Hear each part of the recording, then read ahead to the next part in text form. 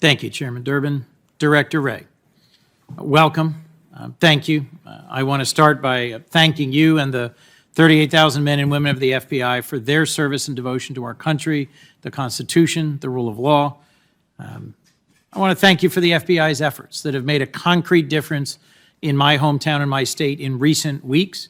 In just the last few months, actually, the FBI has worked with law enforcement and prosecutors in Delaware to secure convictions in murder for hire, stalking, kidnapping, firearms, and child pornography cases. I've paid close attention in my 22 years in elected office at the county level and here in the Senate on state, federal, and local partnerships in law enforcement, and the FBI is making a difference in reducing violent crime in Wilmington and in Delaware. President Biden, in his State of the Union 6 months ago, said clearly, we shouldn't have to choose between safety and equal justice. We should come together to protect our communities, restore trust, and that the answer is not to defund the police, but to fund the police with resources and training needed to properly protect our communities. The American Rescue Plan made $350 billion available for states, cities, counties to hire more police and invest in proven strategies like community violence interruption. And just recently, the Safer America Plan was announced by the administration, which would invest $13 billion in hiring and training 100,000 additional police officers for accountable community policing, and it would make significant investments in community violence prevention. We've seen the value of this in Wilmington recently, as there's been a sharp decline in gun homicides and overall shootings, and law enforcement leaders in my community have attributed those declines to a multifaceted approach that brings together a focus on gun crime enforcement, investments in violence interruption programs, and community policing. Could you briefly speak, Director, to the value of an approach that combines investment in law enforcement and community programs and violence interruption efforts? So I think the point that you're getting at is spot on, because one of the things that we find in dealing with any threat, but especially something like the violent crime threat, is that we can't investigate our way out of it all by itself. That is an incredibly important, in many ways, that's job one, but we have to find a way to prevent it from happening in the first place. And so community outreach is an important secondary component to that, to do everything from get people who see something to say something and communicate with law enforcement, to develop sources in that regard, but also to educate, in particular, juveniles about what they may face if they, pursue a path of violence. When I talk to chiefs and sheriffs around the country, and certainly to our agents, the phenomenon of juveniles engaging in violence is I'm hearing about everywhere. And the laws as they currently stand are of limited effectiveness, frankly, against juvenile violence. But those juveniles then go on to graduate to more and more serious violence. And so if we can figure out a way to try to start addressing the problem when they're juveniles as well, I think that's got to be an important piece. No substitute, I should say, for aggressive, strong law enforcement, but as an additional component to the overall strategy.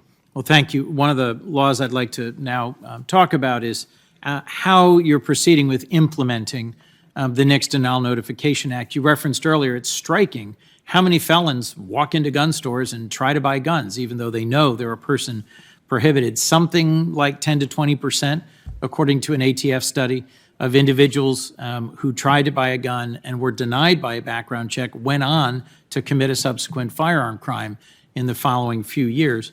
Senator Cornyn and I led the passage of the Nixed Denial Notification Act, which says that local law enforcement needs to be alerted when someone who's a person prohibited lies and tries.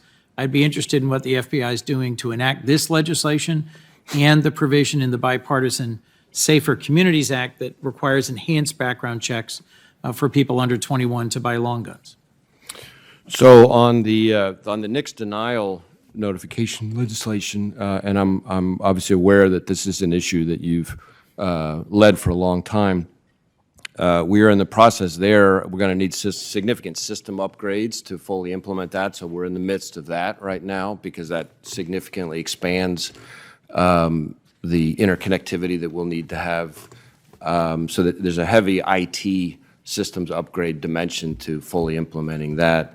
On the more recent legislation that you mentioned, there will be a number of new fronts where I anticipate us interacting both with state and local colleagues on the juvenile issue, in particular with FFLs over the stolen gun potential offer for resale issue, and then also on the option for FFLs to use the system for employees that they're onboarding. So they're going to be, I think, significant demands on both our personnel and in particular as well on our systems as we go forward under both pieces of legislation.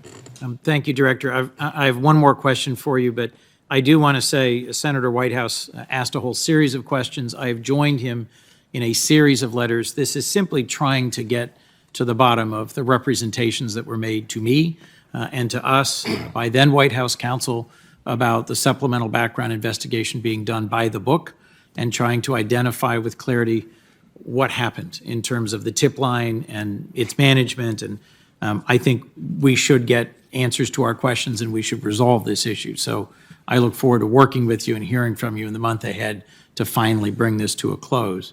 I thank you, Senator, and we will work with you on that. I do want to be clear. I think I managed to get this across to Senator Whitehouse in the colloquy, but I have been assured back then and repeatedly ever since that the process that we followed, the practice that we followed for the limited supplemental background investigation in this instance was consistent with the same process that we followed going back to earlier in the Trump administration, the Obama administration, the Bush administration, and that we continue to follow now under the Biden administration. My last question to you is one of the key failures of the Nassar investigation was the improper way FBI agents interviewed and interacted with victims of child sex abuse.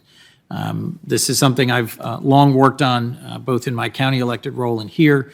Using forensic interviewers and other trained medical personnel is critical to protecting victims and ensuring the integrity of investigations.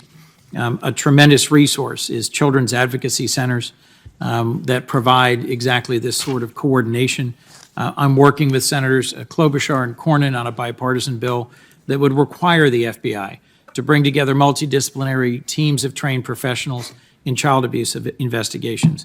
Could you just briefly speak to the value of partnering with the existing child advocacy centers and whether or not you would support legislation that would codify this requirement so that this implementation of an OIG recommendation would extend permanently?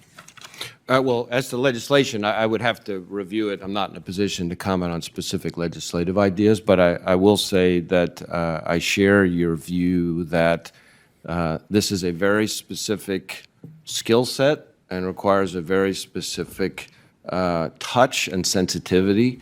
That's why the child adolescent forensic interviewers that we have are so important and is such an important mechanism consistent with the recommendations we got from the Inspector General.